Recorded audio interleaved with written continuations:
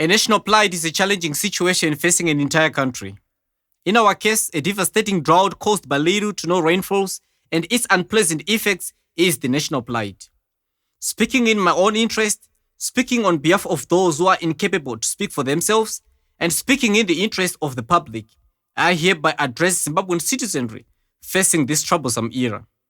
Nevertheless, this speech also poses as an address to other African nations experiencing the same plight and any other country or region that is or that shall experience a similar plight may relate.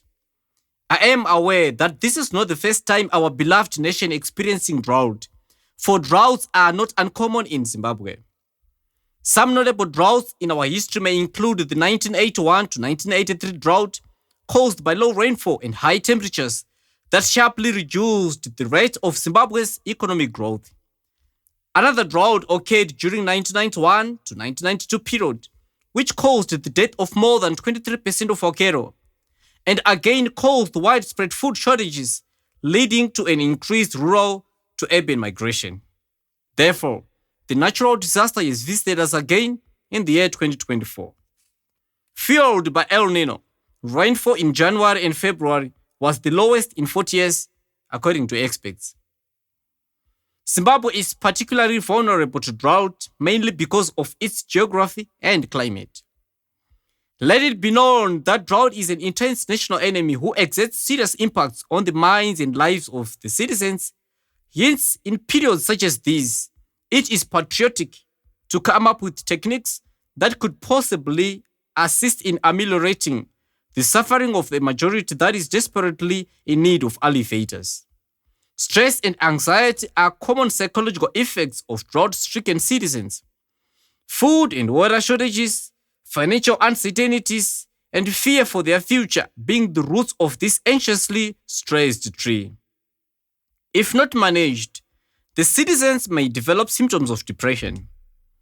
Drought can be a traumatic experience, especially for the young ones, who might have long-lasting psychological effects caused by witnessing their families suffer. But this does not mean the old ones are not affected as well. You might have heard of the term PTSD, post-traumatic stress disorder.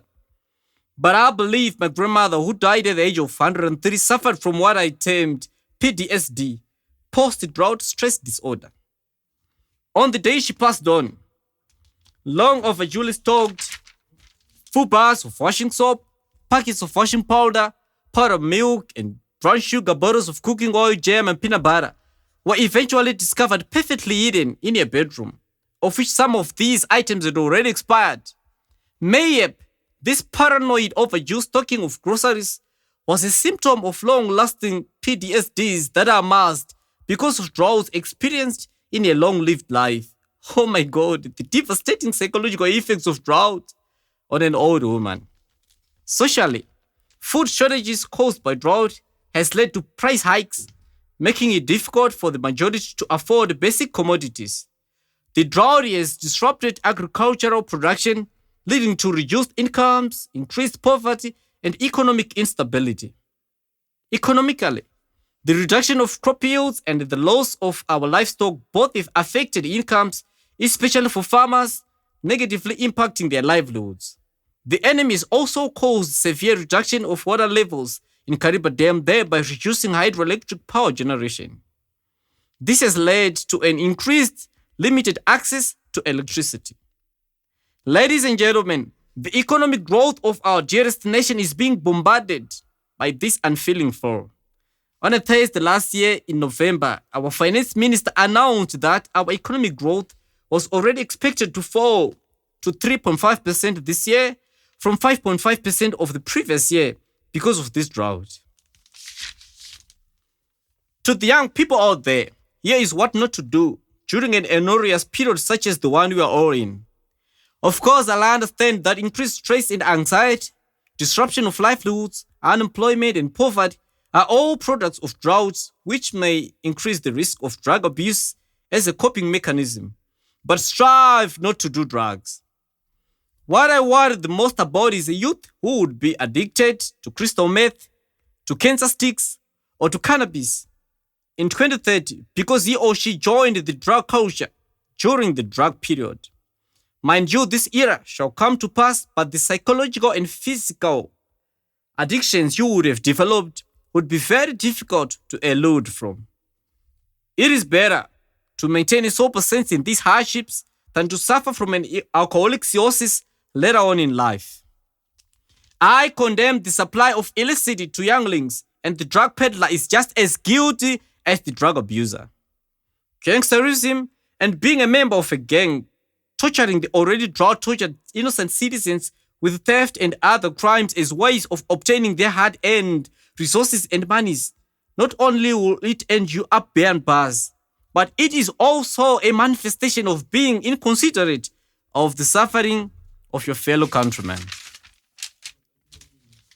A predicament that ought be vividly avoided is the transformation of our state into one with increased thuggery and other criminal activities that would have erupted and cherished during a drought and remain fixed as its newly established social order, even when the drought era is gone. Thus, the time to begin to thwart the potential would be new social order is now. To my beautiful sisters out there, selling your bodies or engaging into any forms of risky behaviors as fast jets to quickly transport you from this drought land to the presumed paradise are absolutely not remedies for the current plights. The consequences of such actions may be permanently more itchier than the temporal itch hardships of the moment. To the employer, yes, of course, drought results in job losses, especially in agriculture and other resource-based industries, thereby creating competition for the remaining ones. However, this must not be an opportunity for the employer to intentionally cut off workers' remunerations, infringing their labor rights, making the drought a scapegoat for his or her own greediness. According to the Labor Act, Chapter 2801, Part 2B of Section 12A, even when remunerations may be payable in kind, such payments ought to be fair and reasonable. Finally, on this what not to do section, fellow citizens, let us not make mountains out of molehills. Undeniably, we are in a very tough situation, but exaggerating it on socials and in our minds, focusing only on the negative, will reap us no good except for rotten fruits, namely pessimistic social influence, chaos, panic disorders, hopelessness, to mention just a few. When the so-called intelligentsia and social media gurus of a nation foster only negative energy on socials during tough times such as drought, the mood of their followers is worsened. The list of what we can do to handle a drought is endless, but the following is reduced to mention a few that are deemed merit mention. At individual, family, or community level, let us all strive to conserve water. For instance, by taking shorter showers and by watering our plants and gardens at the right time of day. As families, during this period of economic hardships, you can save money by reducing your expenditures and setting aside more of it for emergencies. Somewhere I read that we should love our neighbors as we love ourselves. The plight has created a situation that proves it is unproductive to hold on to neighborhood grudges and to keep cherishing animosity amongst ourselves in our communities.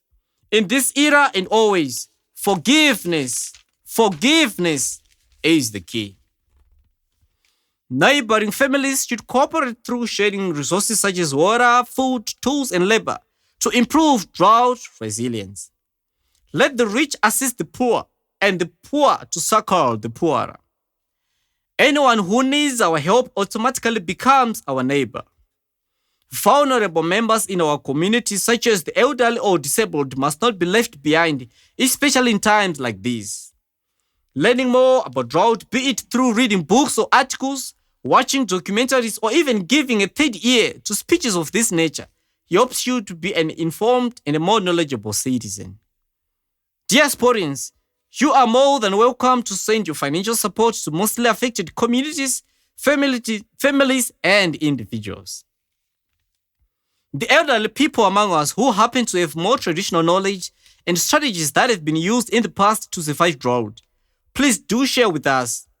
Providing emotional support will unfailingly inspire resilience in the inexperienced minds of our young ones. Mr. Government, I would like to begin by applauding you for all your efforts and programs that are meant to assist the citizens victimized by drought. The smooth sailing presidential bore drilling scheme, which aims at providing safe water to the country's 35,000 villages as well as urban communities by 2025, is indeed a collateral benefit to the mass during this period of drought. For they will always have access to water during this dry time in which their wells and other sources of water are drying up. The boreholes are also safe refugee camps for refugees seeking refuge from unsafe water sources that fuel cholera outbreaks, mostly common in times of a drought and any other natural disasters. The supreme law of the land, the Constitution, on Section 77A, states that every person has the right to safe, clean, and potable water. Hence, any zealot that shall deny any beneficiary or beneficiaries access to water, food, or any resources because of their political affiliation shall not only be apprehendable, but will also have committed a crime against humanity by this inhuman act, causing great suffering and serious injury to the body, mental, and physical health of that intended beneficiary or beneficiaries, particularly according to Section 1K of Article 7 of the Rome Statute of the International Criminal Court on Crimes Against Humanity, when it's applied to this matter. Due to poor rains, an estimate of 2.7 million or more of the populace have not enough food this year. The declaration of a nationwide state of disaster by His Excellency, an act which paved way for international and local aid, must not be thwarted its good intentions of ensuring the survival of the people in need by unequal distributions of the aid. Surely no Zimbabwean must be left behind succumbing or dying from hunger due to this El Nino-induced drought. Mr. Government, I hereby conclude this section by emboldening you to keep intensifying drought awareness campaigns as well as the implementation of water conservation policies. At times, citizens perish or panic, partially because they were not intensely educated or vigorously emotionally supported in times of a crisis. Water is a natural precious resource and its conservation ought to be prioritized not in droughts alone, but always and in all seasons. Mr. Government, strict implementation of our price control policies is the highest need to strengthen the protection of consumers from unscrupulous business persons during this era. Fellow creatures, I may have said a lot, but now I come to the root of the matter, the core reason of my speech. Let us not murmur and stress and curse and depress and despair as if God is dead. Even in this cumbersome times, there is a God in heaven who is walking with us each step until this rugged path soon comes to its end. Conclusively, oneness is an essential element needed amongst us if we are to survive this drought together. Therefore, like the 22nd of December, I hereby invoke the spirit of unity among families, among communities, in prisons and hospital wards, in both the private and the formal sectors. Unity among all divisions and subdivisions of the majority Shona tribes and their vast dialects. Unity between the Ndebele and the Shona tribes. Unity amongst the whole citizenry.